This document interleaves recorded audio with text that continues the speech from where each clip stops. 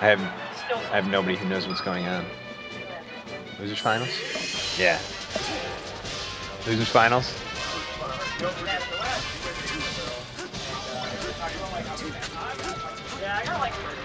Okay. Taco Slogs, the red team.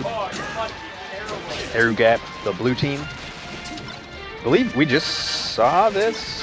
No, the last one we didn't see. Yeah, okay, we saw this earlier. I know. I'm just saying, how can someone like... Yeah, winter semis, we saw this. I'm also really I think it was a 3-0 then.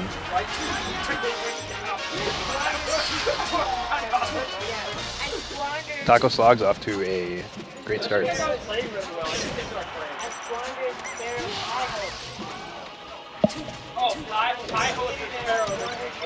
Oh yeah. Yeah. The residual host. Yeah. It's a good chunk. It's not 1,000, but it's a chunk. Yeah. Rest. He's gonna survive the rest at 50. Back on the stage. Let's go, Slogs. Well, now he's dead. Slogs down to his last life here.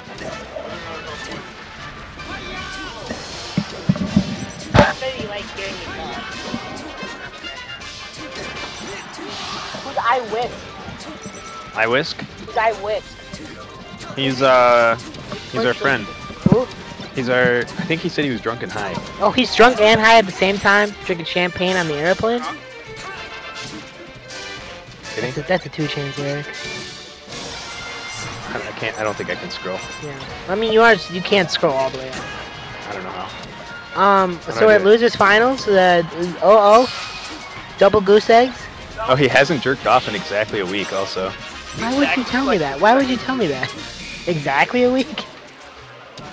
Yeah. Here's exactly a week. That's how like, you ascend. Well, if you're timing it out that well. Dude, yeah. /r/nofap. Nofap.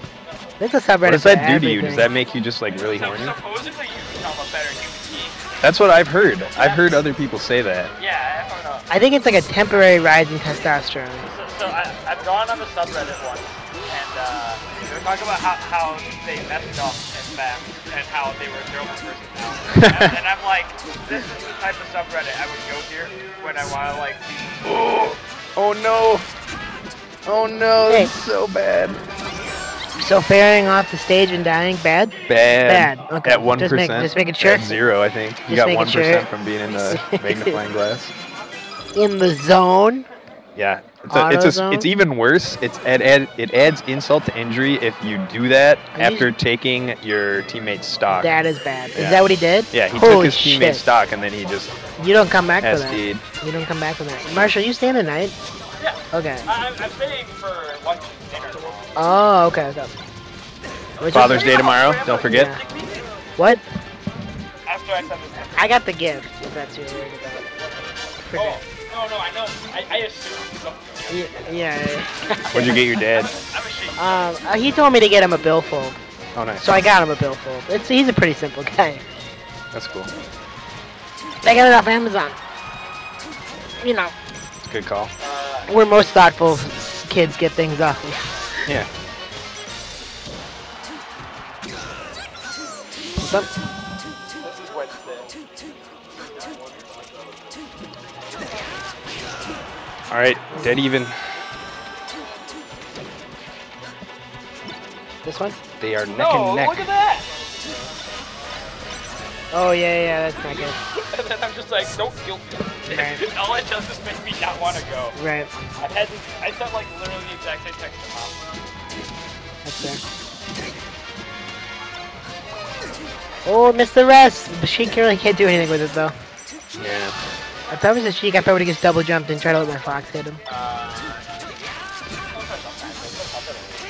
Oh really? Yeah, it's tied up with Oh, okay.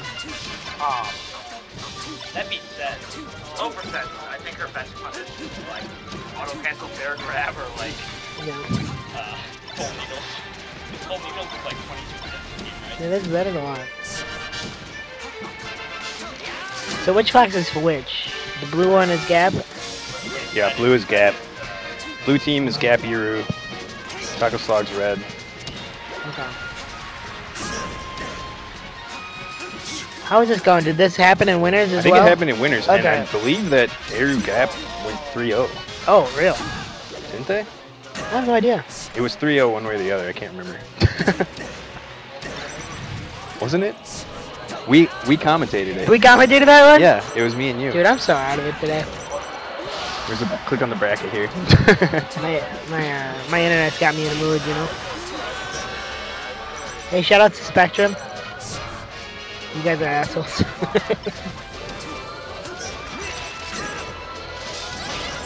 Okay, yeah. Ooh, Eru and that's Gap nice. went 3-0. Okay. So already a better performance than previously. Did we lose the Drunken High at the same time, guys? I mean, he's still probably there. Okay. Can only assume he's still I there. missed him. Oh, this is not looking good for our heroes. Wow, so taking a quick 2-0 lead.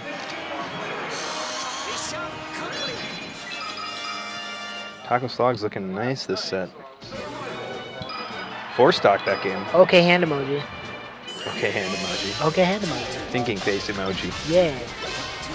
Bonking? Have you seen bonking?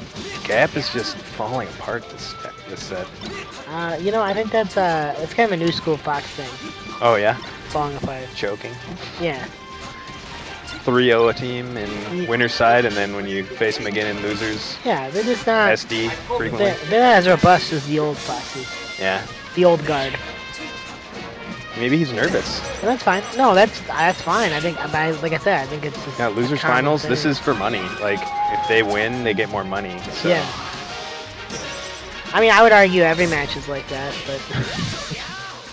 but this one is for sure. Compared to, like, 7th place match, I know. I'm just giving you shit. $0 to potentially still $0. Yeah, exactly. You know? You have the right to lose to still take $0. It's like how in a poker tournament, once you get into the cash, you're like trying to eke out another couple extra, you know. Oh, I've been there. You ever bubble in a poker tournament? Yeah. That feels so really bad. We had like this Friday night game I played in a lot, and we played that like in a tournament setting. Like we get like 9 people together. Yeah. Oh, I would bubble on that like pretty consistently, which I think didn't mean I was terrible. I was taking 4th every time. Yeah. But like it felt so bad week after week. Right. Yeah. It's like you feel like you're playing well enough to like get close to the cash, but then. But poker's like all weird risk reward stuff too. So it's like I'm not. Essentially, just wasn't being aggressive at the right spots. Yeah. I always wonder if there's like, are there people who play for the bubble area? Like, are there tournament players who aren't trying to win? They're just trying to survive to make the cash. Oh, that's interesting. You know what I mean? Because there's definitely a different style of play that you would. Yeah, I'm wondering if you could do that and be profitable. I would bet you can. Because I know generally the mindset is based on variance and stuff. Yeah. Poker players want to maximize their standing in single events. I mean, obviously that makes sense. Right. But if you could in theory get first every single time, that would be ideal. Right, of course. But if you were, but the thing is, it's like you take that risk to get higher up in the single event because you don't expect to make it that far over 10 events. Right. You know what I mean? So you basically are like, you're sacrificing consistency for the sake of exactly. Let's say like 33% of the pool has been knocked out, right? You could probably take your stack to bubble zone. Right. But you know the mindset being that if this is the event, you should risk it and get in a higher standing. Yeah. It probably depends on how much the entry to the tournament was relative to your bankroll and all that. Honestly, the format too. The way the blinds go is a huge factor in that. Yeah, like if it's a turbo. Yeah, exactly. Because some deep stack events, you know, favor you being very nitty and waiting for a good hand. Where a turbo, it's like, oh, I have an ace, I might as well shove. Right. Like it's crazy how much things change. Have you studied GTO at all? GTO? GTO is like one of the strategies for probability. No. Okay. like if someone's trying to rationalize their move and they think it's like correct, they'll say, "Oh, that's GTO. That's a GTO raise." Like the numbers would agree with it. Sounds like mumbo jumbo. You know, everything's got it. Every little facet of life has its own mumbo jumbo. Yeah, I don't know. I've worked with too many people that like throw around words like that. Yeah, and try to sound smart. Where, you know, and 90% of the time nobody else in the room knows what they're talking about, so they just are like, oh, okay. Like See, that's the thing. I use a term like that, and I'm like, I want to make sure people know what I'm talking about. Yeah. You know, like plus EV. Right. Yeah.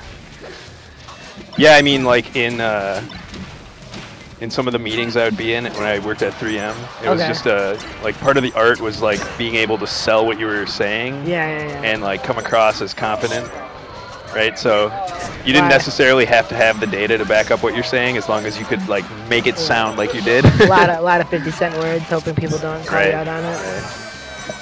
Oh yeah, we did a factor analysis and looked at the confidence intervals, and you know, it all comes out good for you. I'm forgetting the term. I try to remember it. It came up a lot when I was in grad school. But it's essentially like whenever they were doing an experiment, like they'd have like 2 control factors, right? And they were always worried about something, and I forgot what they called it, but it was like a third factor that they weren't controlling for. Confound? Maybe. But essentially, like, let's say, so like if you're looking at like the forming of a helix in a strand of DNA, you could do like strand length versus helicity, right? But there's sometimes other factors that affect that, right? Like it's not necessarily going to be strand length that's going to, I forgot what it was called. They won. Good. We definitely